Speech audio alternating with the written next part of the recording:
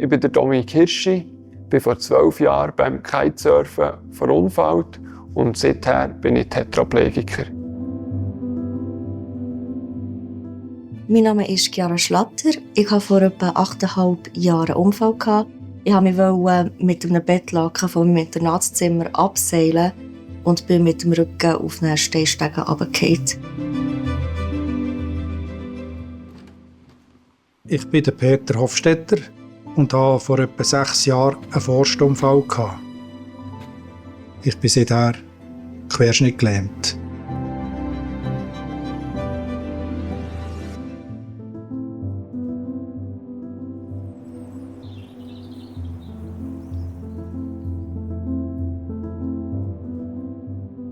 Mir sind Familie und Freunde mega wichtig.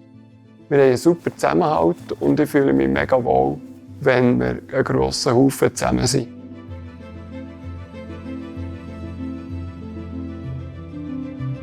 Im April 2013 bin ich mit einem Kollegen auf Ägypten Kitesurfen. Schon am zweiten Tag, als ich mit einem grösseren Schirm unterwegs war, habe ich gemerkt, dass meine Arme langsam müde wurden. Und ich musste die Safety Line ziehen. Leider hat sich dort hier die Bar, die den Schirm kontrollieren sollte, sich verheddert.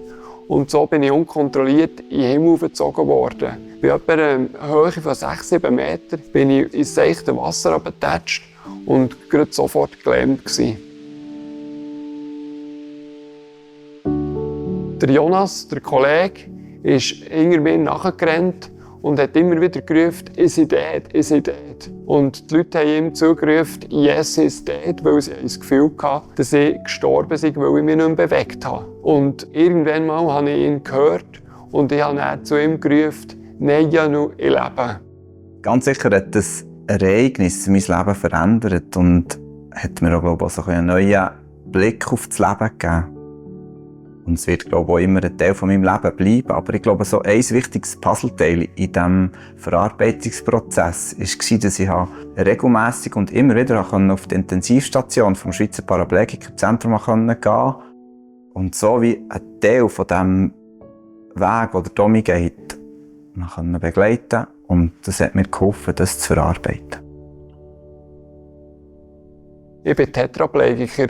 Das heisst, ich bin vom Hals an abwärts gelähmt. Ich kann zwar meine Handgelenke bewegen, aber nicht meine Finger. Die linke Hand die habe ich operiert, so dass ich etwas greifen kann. Und auch den rechten Arm habe ich im SBZ operiert, so dass ich ihn strecken kann und auch heben kann. Im Schweizer Paraplegikerzentrum hatte ich sehr viel Physio- und Ergotherapie. Das hat auch gleich die ersten Fortschritte gezeigt und gleich hatte ich immer wieder mal mit Rückschritt und Rückfällen zu kämpfen. Zum Beispiel ist das beim Auto passiert. Ich habe mir vorgestellt, dass ich irgendwie in ein schnittiges Auto steigen könnte, aber leider habe ich den Transfer dort rein nicht geschafft. Und darum musste ich mich dann wohl oder übel für einen Bus entscheiden. Und als ich bei der Orthotec, einer Gruppengesellschaft der Schweizer Paraplegikerstiftung, umbauen konnte. Die haben das wunderbar gemacht, so dass ich jetzt schon über 230'000 Kilometer mit so einem Bus fahren konnte.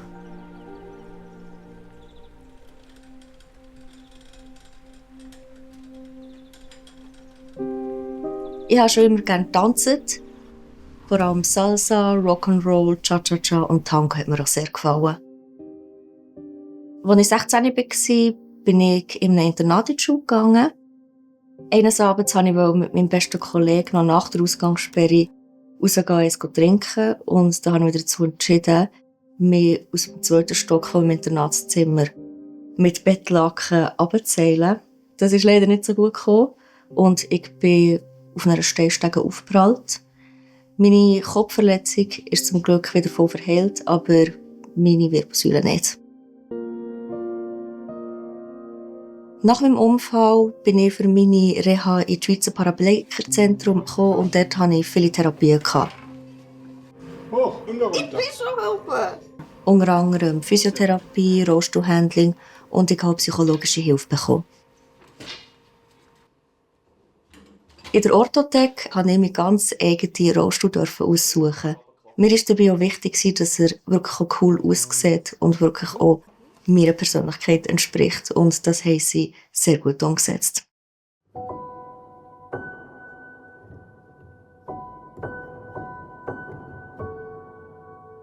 Ich habe mir eigentlich gar nicht wirklich Gedanken darüber gemacht, was es heisst, im Rollstuhl zu sein am Anfang. Ich habe einfach während meiner ganzen Reha Vollgas gegeben. Aber andere Leute, die schon länger im Rollstuhl sind als ich, haben mir gesagt, pass auf, es kommt dann noch mal das Tief. Und nach 2 Jahren ist es dann auch eingetroffen.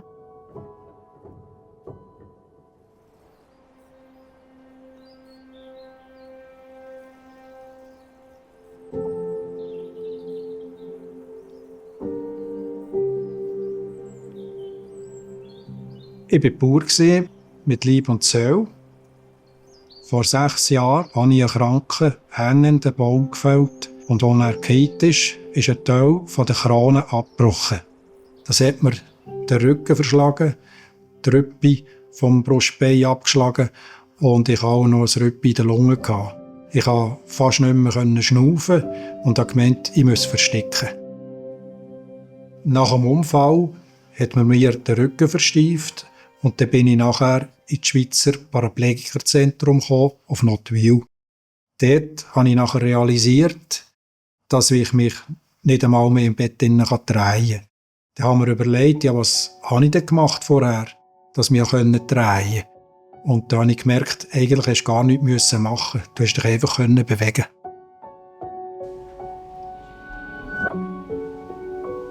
Das Ärzteteam hat mir gesagt, dass bei meinen Verletzungen die Möglichkeit besteht, dass sich Nerven 2-3 Jahre lang erholen können. Nach 3 Wochen konnte ich tatsächlich den grossen Zehen bewegen. Und da habe ich gedacht, ich laufe zu Nottwil wieder raus. Dass das aber nicht so einfach ist, habe ich dann auch gleich gemerkt. Ich hatte ein grosses Therapieangebot in Nottwil und habe das auch genutzt. Wassertherapie, Voita-Therapie. Und in diesen verschiedenen Therapien habe ich dann wieder gelernt, aufzustehen. In der ersten Zeit nach dem Unfall ist der Austausch mit Rollstuhlfahrenden sehr wichtig und auch der Halt in der Familie und im Glauben. Als ich nach dem schweren Unfall den Peter das erste Mal auf der Intensivstation besuchen konnte, war der Arzt dort, der mich informiert hat, über was passiert ist. Er hatte zwar eine Hirnblutung, aber das Hirn ist jetzt gar nicht aufgeschwollen. Das heisst, er werde nie Kopfverletzungen davontragen. Da habe ich gewusst, er wird als Mentor unserer Familie immer erhalten bleiben. Das nächste war, als ich gesehen habe, oh, die haben mir die Hände abbinden. Er ist künstlich beatmet und das heisst, er wird seine Hände bewegen können.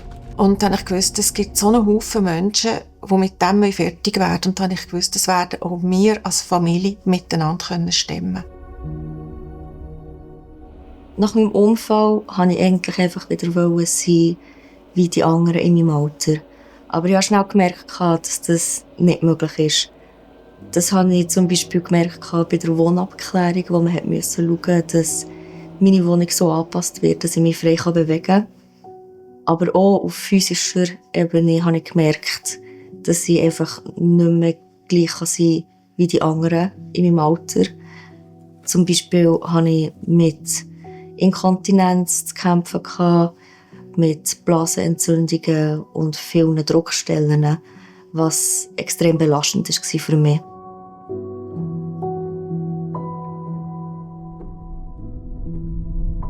Ich bin Paraplegikerin, das heisst, ich bin ab dem Wirbel TH10 gelähmt.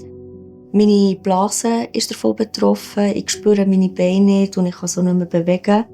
Und ich habe oft Muskelkrämpfe.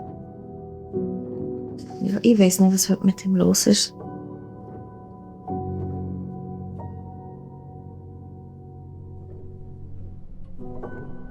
Sieht alles gut aus. So, Yves, dann gibst du mir mal die Nadel, bitte. Jetzt bekomme ich regelmässig im SPZ Botox in meine Blase gespritzt. was mir wieder viel mehr Kontrolle gibt. Das war ein absoluter Gamechanger für mich gewesen. Und mein Leben hat sich extrem fest verbessert durch das. So bin ich nachher auch aus meinem Tief rausgekommen.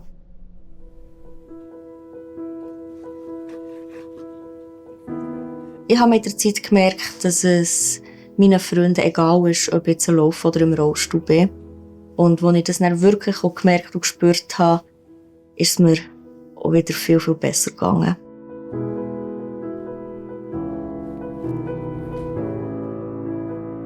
Heute lebe ich sozusagen in einer WG mit meinen 2 Geschwistern, meiner kleinen Schwester und meinem grossen Bruder. Nach dem Unfall hat sich schon einiges verändert. Chiara und Jis waren vorher schon sehr nahe, aber der Rollstuhl hat uns nochmal näher zueinander gebracht. Für mich ist der Rollstuhl unterdessen normal, aber gleich muss ich immer daran denken und schauen, wo ich ihr helfen kann. Zum Beispiel, wenn sie mal über eine Schwelle muss und ich sie lüpfen soll oder etwas aus einem Regal rausnehmen, wo sie nicht herkommt. Wir sind ein sehr eingespieltes Team und können ja ohne Worte miteinander kommunizieren.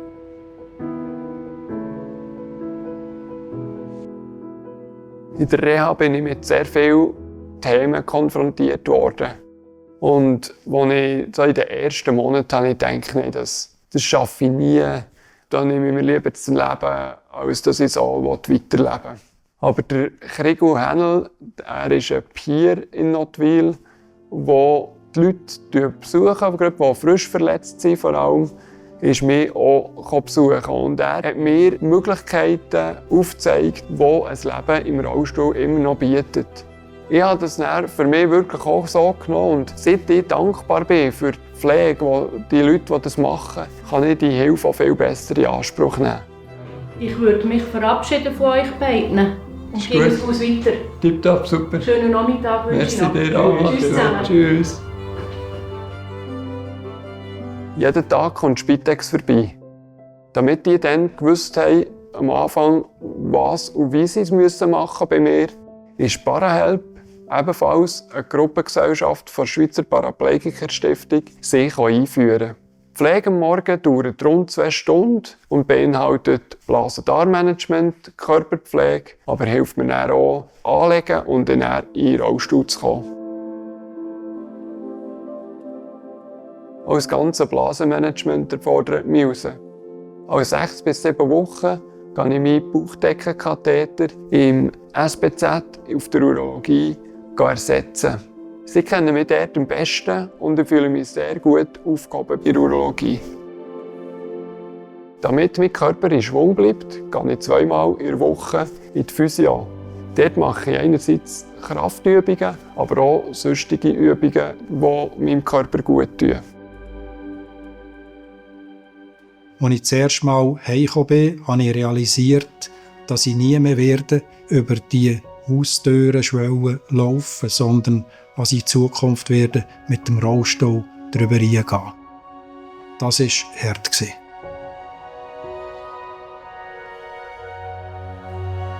Ich hatte einen Bauernhof mit Milchschafhaltung und ich wollte eigentlich immer wieder melden. Parawork hat mich unterstützt und extra einen Stehrollstuhl bekommen. Wir mussten aber feststellen, dass das nicht realistisch ist, mit einem Stehrollstuhl im Melkstand zu arbeiten. So hat mich Parawork weiter unterstützt und hat Kurse angeboten für im Büro. So konnte ich Kurse geniessen, mit Excel-Tabellen zu bewirtschaften oder auch in Social Media. Heute arbeite ich im Büro. Bei mir haben sich die Nerven so weit erholt, dass ich heute inkomplett gelähmt bin. Ich kann wieder aufstehen, ich kann ein paar Schritte laufen. Das kommt auf die Tagesform drauf ab. Und so kann ich im Haus innen laufe ich ohne Stecken und von aussen kann ich mit Stecken etwa 200-300 Meter laufen. Im Moment nehme ich teil an einer Studie von der Schweizer Paraplegikerforschung, wo ich jetzt 3-mal in der Woche auf Nottwil gehe und mit einem Gangroboter laufe. Daheim laufe ich manchmal wie eine Ente Und der Roboter sollte mir helfen, mein Gangbild zu verbessern. Die Schweizer Paraplegiker-Stiftung hat mir auf verschiedenen Wegen wieder geholfen, ins Leben zu finden. Vor allem die Parawork vom SPZ war sehr wichtig für mich. Die sind zuständig für die Eingliederung und haben mir geholfen, wieder eine Routine zu haben und haben mir schlussendlich auch näher zu meiner Ausbildung zur Primarlehrerin verholfen. Die Schweizer Paraplegiker-Stiftung sagt, dass sie einem ein ganzes Leben lang begleitet. Also das spüre ich auch ganz fest. Es ist ein sehr, sehr schöner Ort und es wirkt auch gar nicht wie ein Spital. Das Erste, was ich gefragt habe, als ich auf der Intensivstation aufgewacht bin, war, ob ich noch Kinder habe. Zum Glück ist das noch möglich. Im SPZ konnte ich mit vielen anderen Rollstuhlfahrerinnen reden, unter anderem mal mit der Jordi, die selber auch ein Kind hat. Sie hat mir ganz genau erklären, wie das Ganze funktionieren würde. Ich bin Treuhänder und das schon seit über 20 Jahren mit Leidenschaft. Dann beim Unfall hat mir mein damaliger Arbeitgeber eine optimale Eingliederungschance gegeben. Aber nach 10 Jahren hatte ich das Gefühl, ich möchte gerne mich nochmal herausfordern und habe nochmal eine neue Stelle antreten. Und das macht mir mega Spass, jetzt dort in diesem Team mitzuwirken. Damit ich meinen Computer steuern kann, habe ich einerseits ein Spracherkennungsprogramm und auf der anderen Seite hat mir Parawork eine Maus so eingerichtet, dass ich die auch bedienen kann. Mein Glaube war mir schon vor dem Unfall wichtig. Aber gerade im Unfall selber und dann auch in der Reha habe ich gemerkt, wie der mich mega trägt. Und das ist mega wertvoll und tut mich bis heute begleiten. Ich bin jetzt gleich schon über 12 Jahre im Rollstuhl und es gibt sehr viele gute Tage. Ich muss sagen, mehr gute Tage als schlechte Tage. Manchmal mache ich mir schon Gedanken, wie das rauskommt ins Alter mit meinem verschraubten Rücken. Darum bin ich froh, gibt es die Schweizer Paraplegiker-Stiftung, die mich meiner Lebtung begleitet, wenn sie brauchen. Heute bin ich sehr zufrieden mit meinem Leben und ich merke, dass ich eine stärkere Person bin.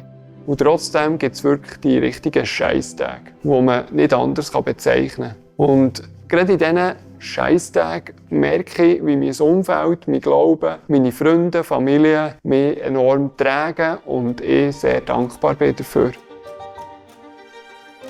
Ich gehe wieder tanzen und ich habe sehr Freude auf der Tanzfläche, egal wie viel Platz wir haben. Auch Salsa funktioniert immer noch wunderbar. Ich bin heute wieder selbstständig und mobil. Ich kann mit dem Auto durch, wo ich will.